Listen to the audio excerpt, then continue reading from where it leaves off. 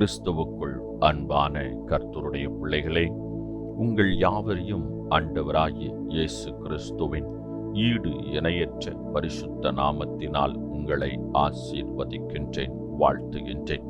கர்த்தர்தாமே இந்த நாளில் நீங்கள் எதிர்பார்க்கிற நன்மைகள் யாவையும் பரத்திலிருந்து உங்களுக்கு அருளிச் செய்து நீங்கள் இம்மையில் சுகித்திருக்கவும் மறுமையில் நிலை வாழ்வை சுதந்திரித்துக் கொள்ள அனுக்கிரகம் செய்வாராக. தினம் ஒரு மிஷனரி என்கின்ற தலைப்பில் இந்த நாளிலே நாம் பார்க்க இருக்க மிஷனருடைய பெயர் ஃபெப்ரிகியஸ். இவருடைய காலம் 1711 முதல் 1791 முடிய. இவருடைய நாடு ஜெர்மனி, இவருடைய தரிசன பூமி இந்தியா.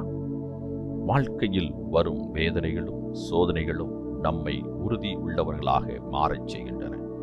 சோதனைகளைக் கண்டு துவண்டு போகின்றவர்கள் எதனையும் சாதிக்க முடியாது. 40 வருடங்கள் தன் வாழ்வின் பாதை காலத்தை மொழிபெயர்ப்பு பணிக்காகவே செலவு செய்து வெற்றியின் கனியாக வேதாகமத்தை புது வடிவத்தில் தந்தவரே இந்த ஃபெப்ரிகியஸ். முறைப்படி வேத சாஸ்திரம் கற்றவர், சுவிசேஷ லுத்ரன் சபையின் குரு. இந்திய திருநாட்டில் இறைமக்களை உருவாக்க இதயத்தில் வாஞ்சை கொண்ட இவர் 1740 ஆண்டு இந்தியா வந்தார்.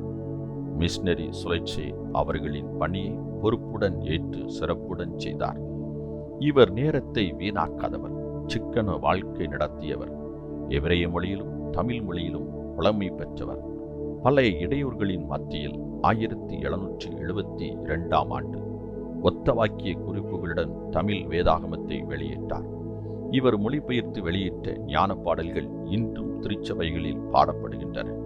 பல இன்னல்கள், போர் அபாயங்கள், உள்நாட்டு பிரச்சனைகள், பொருளாதார குறைபாடுகள், ஏமாற்றங்கள் வந்தபோதும் தம் அழைப்பில் உறுதியுடன் பணியாற்றினார். சிறுவர்களுக்கான இல்லம் அமைத்ததோடு பலருக்கு வீடுகள் கட்ட உதவி செய்தார். தன்னலம் சற்றும் கருதாமல் பிறர் நலத்திலே கருத்தாய் காணப்பட்டார். இவரின் எளிய வாழ்வு முறையால் சந்தியாசா குரு என எல்லாராலும் அழைக்கப்பட்டார்.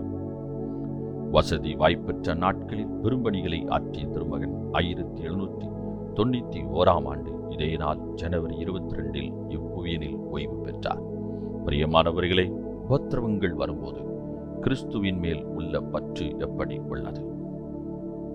ஃபெப்ரிகியஸ் இப்படியாக சொல்கிறார்: தன் ஆத்துமாவை சிநேகிக்கிறவன் எல்லாம் இந்த சுவிசேஷத்திற்கு செவி கொடுப்பானாக.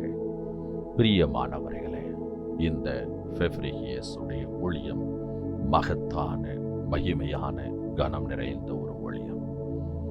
ஆம், வசதி வாய்ப்புகள், விஞ்ஞான வளர்ச்சிகள் இல்லாத அந்த காலகட்டத்திலேயே இவர் ஒத்த வாக்கிய வேதாகமத்தை மொழிபெயர்த்து அனைவருடைய கரங்களிலும் கிடைக்கச் செய்தவர். ஒத்த வாக்கிய வேதாகமம் என்று சொன்னால் வேதாகமத்தில் உள்ள ஒரு வார்த்தை எல்லா பகுதியிலும் எங்கெங்கு இருக்கிறது என்பதை ஒரு சேர கொண்டு கொடுப்பதுதான் ஒத்த வாக்கிய வேதாகமம். ஆம், அப்படியானால் வேதத்தை எவ்வளவு ஆழமாக இவர் படித்து அந்த ஒத்த வாக்கிய வேதாகமத்தை இவர் எழுதியிருக்க முடியும். அது மாத்திரமல்ல, உதவிகள் செய்வதில் வல்லவராக திகழ்ந்திருக்கின்றார். வீடுகளை எல்லாம் கட்டி கொடுத்திருக்கின்றார். சிறுவர்களுக்கான இல்லங்களை அமைத்து கொடுத்திருக்கின்றார். தன்னலம் என்று ஒருபோதும் அவர் சிந்தித்ததே இல்லை. பிறர் நலமே தன் வாழ்வு என்று நினைத்து ஓயாது கிறிஸ்துவின் பணியில் தீவிரமாக செயல்பட்டிருக்கின்றார். பிரியமானவர்களே, இன்று நீங்கள் எப்படி ஊழியத்தை நிறைவேற்றுகிறீர்கள்? கடமைக்காக, சடங்காச்சரியத்துக்காக ஊழியத்தை நிறைவேற்றுகிறவர்களாய் இருக்கிறீர்களா? இல்லை பிரியமானவர்களே, உண்மையான சிந்தையோடு கூட, முழு மனதோடும் முழு பலத்தோடு கூட ஊழியத்தை நிறைவேற்ற வேண்டும். ஊழியம் என்பது கடமைக்காக செய்யப்படுவது அல்ல. அது உலகத்தில் அனைத்து மக்களுக்கும் தேவையான அவசியமான ஒன்று. கிறிஸ்து இல்லாமல் ஒரு ஆத்துமா கூட மரித்து போய்விடவே கூடாது. எல்லா ஆத்துமாக்களுக்கும் இயேசுவின் அன்பு, இயேசுவின் வார்த்தை கிடைக்க வேண்டும். இது அவசியத்திலும் மேலான ஒரு அவசியமான காரியமாய் இருக்கிறது. இதை உணர்ந்து கொண்டு இதனுடைய விரியத்தை புரிந்து கொண்டு தீவிரமாக சுவிசேஷ பணியை செய்ய வேண்டும். அப்படி செய்யும் பொழுது கர்த்தருடைய நாமம் மகிமைப்படும். ஒரு ஆத்துமாவும் கெட்டு போகாமல் நித்தியத்துக்குள் வழிநடத்தப்படும். இந்த ஊழியத்தை தீவிரமாக செய்வோம், கொடுப்போம், ஜெபிப்போம். அழைப்பாரானால் கடந்து செல்வோம். கர்த்தர் தாமே உங்களை ஆசீர்வதிப்பாராக. இந்த நாளின் தியானத்துக்குரிய வேத பகுதி ஆதியாகமம் 37 அதிகாரம், சங்கீதம் 39 முதல் 40, மத்தேயு 24 அதிகாரம். இந்த வேத பகுதியில வாசித்து கர்த்தருடைய ஆசீர்வாதத்தை பெற்றுக்கொள்ளுங்கள். கர்த்தர் தாமே உங்களை ஆசீர்வதிப்பாராக. ஆமென்.